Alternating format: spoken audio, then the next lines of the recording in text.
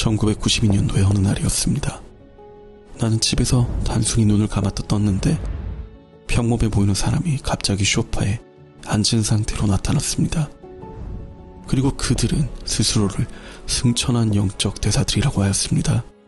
그들은 나의 삶을 통째로 바꿔놓았습니다. 그들은 나에게 영적 성장을 돕고 이 세상을 초월하도록 돕는다고 하였습니다. 그리고 이 승천한 대사들의 이야기는 바로 당신을 위해 세상에 나왔습니다.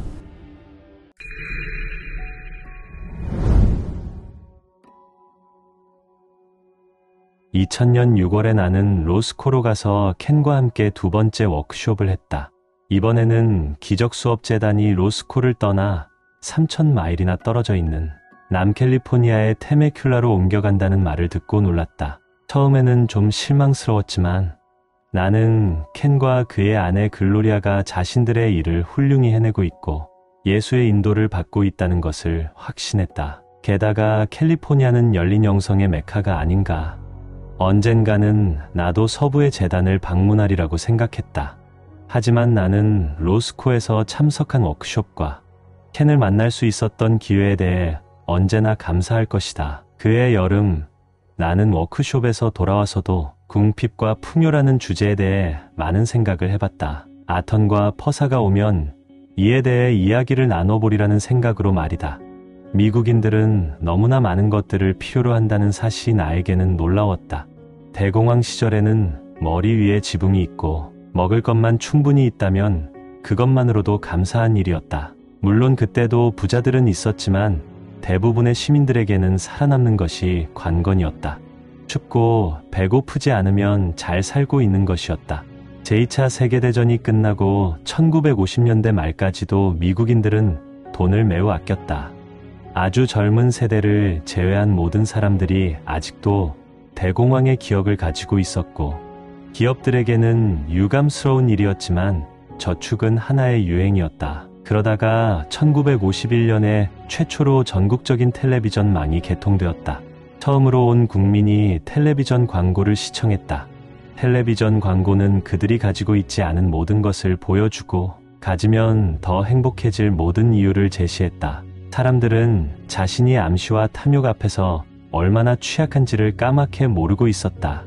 1950년대 중반에 이르자 사업붐이 일어났다. 이제는 저축보다는 소비가 애플파이만큼이나 자연스러운 것이 되었다. 사람들은 예전 같았으면 없이 살면서 아쉬워하지도 않았을 물건들을 사들였다. 텔레비전으로부터 남부럽지 않게 살아야 한다는 생각이 뿌리를 내렸다. 자본주의의 증기기관차가 월스트리트를 따라 슬슬 속도를 내기 시작했다. 물질 세계에게는 그것이 그리 나쁜 일만은 아니었을지 모르지만 그것이 사람들의 마음에는 어떤 영향을 주었을까? 간단히 말해서 그것은 사람들로 하여금 물질적인 것에 점점 더 집중하게 만들었고 그것은 마음을 정신적 훈련으로부터 멀어지게 한다는 에고의 은밀한 시나리오와 완벽하게 맞아떨어졌다. 또 하나의 흥미로운 점은 텔레비전에 보이지 않는 일은 전혀 중요하지 않은 일이 된다는 사실이었다. 1973년 9월 11일 민주적으로 선출된 칠레의 대통령이 CIA에 고용된 자들에 의해 암살당하고 미국의 꼭두각시인 우익 정권이 들어선 사실에는 국민의 이목이 집중되지 않았다. 잇따라서 수많은 칠레 국민들이 고문당하고 살해된 것은 세계인들에게는 치욕적인 일이었지만 텔레비전망을 통해 정확히 보도된 사실을 접하지 못한 대부분의 미국인들에게는 그렇지 않았다. 1990년대에 와서 미국인들은 미국이 유럽연합에 가입을 원했어도 허락을 받지 못했을 것이란 사실을 모르고 있었다. 유럽의 법에 의하면 사형이 제도화되어 있는 이 나라는 회원국으로 받아들이기에는 너무나 야만스러웠던 것이다. 그래도 여기까지는 모두가 예상된 시나리오였다. 그리고 나는 그것을 내다볼 두 개의 렌즈만을 가지고 있었다. 용서가 늘 빨리 찾아오지는 않았지만 그래도 결국은 꼭 왔다. 1998년 8월에 어느 비 오는 날 오후 내가 집에 있을 때 아턴과 퍼사가 13번째로 나타났다. 미소를 띤 퍼사가 먼저 입을 열었다. 늘 그렇지만 만나서 반가워요. 당신이 켄을 만나서 우리도 기뻐요. 물론 실제로 그를 만나러 가지 않아도 그에게서 배울 수 있었지만 거기에 간 것은 재미있는 일이었지요. 그럼요. 그리고 그를 만난 것은 정말 멋졌어요. 난 그가 학자이면서도 어찌나 재미있는 사람인지 놀랐어요. 성령의 가장 세련된 도구 중에 하나가 웃음이지요. 세상을 너무 심각하게 바라보면 세상이 당신을 끌고 다닐 거예요. 맞아요. 나도 잊어버리지 말고 좀 더 많이 웃었으면 좋겠어요. 아직도 나는 가끔씩 용서를 너무 오랫동안 미루고 있어요. 내가 오늘 무엇에 대해 이야기하고 싶어 하는지는 물론 알고 계시겠죠. 난 인도를 좀 더 잘 받아들일 수 있게 되었으면 좋겠어요. 그리고 나의 관심사에 늘 신경 써주셔서 고마워요. 그건 모두가 계획의 일부예요. 이 세상의 것이 아닌 어떤 인도의 원천에 대해 이야기해 보도록 합시다. 오늘 우리는 여기 오래 있지 않을 거니까 본론으로 바로 들어가지요. 당신은 기도의 노래 팜플렛을 읽고 있지요? 물론이지요. 그건 제가 좋아하는 것들 중 하나예요. 그럼 진정한 기도란 무엇인지, 그리고 거기서 부수적인 이익을 구하지 않음으로써 부수적인 이익을 얻을 수 있는 방법에 대해서 이야기해 봅시다. 사실 난 하와이에서 살 수 없다는 사실에 대한 두려움이 있어요. 내가 생각보다 그걸 훨씬 더 강하게 갈구하는가 봐요.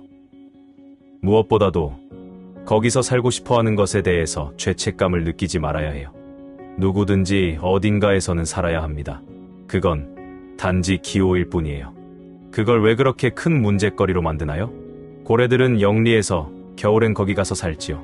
당신처럼 멋진 물고기 자리 태생의 친구가 왜 거기서 살면 안 되나요? 거기서 장기 거주할 수 있는 수단을 아직 찾지 못했어요. 그건 당신이 말 앞에다 수레를 메고 있었기 때문이에요. 오늘 그 이야기를 꺼낸 건 운 좋은 거예요. 말 뒤에다 수레를 매다는 법을 이야기할 테니까요. 한 가지 알아야 할 것은 당신의 삶에 그 어떤 일이 일어나는 것처럼 보이든 상관없이 당신은 순결하다는 사실입니다. 어떤 사람들은 자신이 가난한 것에 죄책감을 느끼고 어떤 사람은 부자인 것에 대해 죄책감을 느낍니다. 당신은 무수한 전생의 꿈에서 부자였던 적도 있고 가난뱅이였던 적도 있다고 생각하지 않나요? 하지만 어느 쪽도 사실이 아닙니다. 그건 단지 꿈일 뿐이니까요. 우리가 권했듯이 기적 수업의 사고체계에 대해 기본적인 감을 잡았으면 당신이 배운 그것을 어떤 것에든 적용할 수 있어야 합니다. 예컨대 당신이 무엇에 대해 깊은 욕망을 품고 있다면 당신은 자신이 육신이라고 생각하거나 어떤 식으로든 신과 분리되어 있다고 생각하고 있는 것이 틀림없습니다. 그러지 않고서야 그 무엇에 욕망을 품을 수가 있겠어요? 당신이 영이거나 신과 하나라면 당신에겐 필요한 게 아무것도 없습니다. 자신이 육신이 아니라는 사실을 기억한다면 당신은 한 걸음 물러서서 자신이 욕망을 품는 대상들은 아무런 가치도 없는 것임을 깨달을 수 있게 됩니다. 다시 말하지만 이것은 물질적인 모든 것을 버리자는 이야기가 아닙니다. 그것을 바라보는 방식에 대한 이야기지요. 당신이 뭔가를 필요로 한다면 그것은 필요로 하는 것은 당신에게 없다는 것의 증거이며 그때 당신은 그것은 단지 신의 대용물일 뿐이며 진정하고도 유일한 문제는 신으로부터의 분리감이라는 사실을 기억해낼 수 있습니다. 당신은 결핍의 꿈을 꾸고 있지만 그것은 참이 아닙니다. 형상의 차원에서 어떤 것을 다른 것보다 더 중요한 것으로 만드는 대신에 당신은 그것이 아무것도 아니라는 점에서 모두가 똑같다는 사실을 기억해낼 수 있습니다. 그리스도는 아무것도 필요로 하지 않습니다. 필요한 것이 있다면 당신은 나약함의 산물입니다. 하지만 아무것도 필요하지 않다면 그리스도의 힘이 당신의 것입니다. 내가 그냥 좋아서, 그냥 아름다워서 하와이를 선택한다면 어떻게 되나요? 그렇게 하는 한 가지 방법은 당신이 보는 혹은 그저 생각하는 아름다운 것을 그리스도인 당신의 풍요를 뜻하는 하나의 상징물로 여기는 것입니다. 그러면 생일날에 비가 내려서 야외에서 그 아름다움을 바라볼 수 없게 되더라도 그것은 애초부터 늘 진정으로 있었던 그곳에 그대로 있습니다. 당신의 마음속 말입니다. 당신의 경우에는 결핍이 재정적 문제라는 형태로 나타납니다. 그것은 당신의 무의식 속의 죄책감이 빚어낸 결과입니다. 그에 대해서 기분 나빠하지 마세요. 무의식 속의 죄책감이 자신을 드러내는 데는 그보다 더 나쁜 방법도 얼마든지 있으니까요. 예컨대 당신의 문제는 심각한 건강 문제라든가 사람들이 겪어야 하는 다른 온갖 문제들보다는 훨씬 낫습니다. 당신은 용서하는 방법을 압니다. 그리고 당신은 혈압이 완벽하게 정상입니다. 게다가 당신은 나이보다 훨씬 더 젊어 보입니다. 당신이 받은 축복을 인정하고 당신의 깨우쳐야 할 교훈들이 쉬운 것들이라는 사실. 그리고 당신의 용서가 당신의 본성을 일깨워주고 있음에 감사하세요. 나는 기도하는 법과 신과 함께하는 법에 대해서는 꽤 잘 이해하고 있지만 이 부수적 이익이라는 개념에 대해서는 잘 이해하고 있는지 자신이 없네요. 좋아요. 간단히 설명해드리고 당신이 그것을 연습해 볼 수 있도록 남겨두고 가겠습니다. 연습이 완벽을 이뤄내지요. 그걸 이렇게 바라보세요. 환영의 우주는 끊임없이 변천해가고 있고 신은 영원하고 변함없다면 당신은 자신의 근원으로서 어느 쪽을 택하겠습니까? 분리적 사고의 결과물인 당신의 결핍의 문제는 당신이 신뢰할 수 없는 것을 신뢰하고 있기 때문에 더욱 증폭됩니다. 당신에게 필요한 것을 공급해주는 근원을 예컨대 당신의 경력이나 특별한 직업, 자신의 재능 등 세상의 어떤 것으로 생각한다면 세상이 늘 그렇듯이 그 어떤 것이 변하면 당신도 집 밖에 나가 앉게 될 수 있습니다. 환영으로 이루어진 근원은 잃어버릴 수가 있단 말입니다. 당신의 근원이 변하거나 말을 듣지 않는 일이 있을 수 없다면 어떻겠습니까? 그러면 당신은 정말 신뢰할 만한 것을 신뢰하는 것입니다. 이제 당신은 자신의 일시적인 경력이나 일 같은 것은 지속적인 공급을 상징하는 하나의 상징물에 지나지 않는 것으로 바라볼 수 있게 됩니다. 이제 당신의 근원은 바닥 없는 우물이 되고 그곳으로부터 당신은 언제나 영감의 형태로 찾아오는 인도를 받을 수 있게 됩니다. 당신의 도구가 못 쓰게 된다고 해도 무슨 상관입니까? 거기에는 집착할 필요가 없습니다. 그것은 근원이 아니니까요.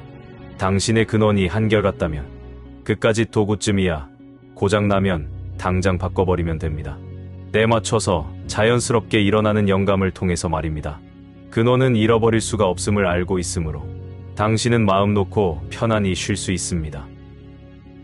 당신이 이야기하는 것 중에서 어떤 것은 저도 이미 경험했어요. 하지만 그것이 어떤 모습인지를 좀 더 구체적으로 말해줄 수 있나요? 그러죠. 기회 노래에 있는 예수의 가르침은 매우 구체적입니다. 하지만 신과 하나가 되는 부분은 추상적이에요. 나중에 대개는 당신이 기대도 하지 않고 있을 때 당신의 문제에 대한 답이 느닷없이 떠오를 거예요. 말하자면 신과 하나가 된 후유증으로 말입니다. 이미 읽었겠지만 이 소책자에 적힌 보석 같은 구절을 다시 들려드리죠.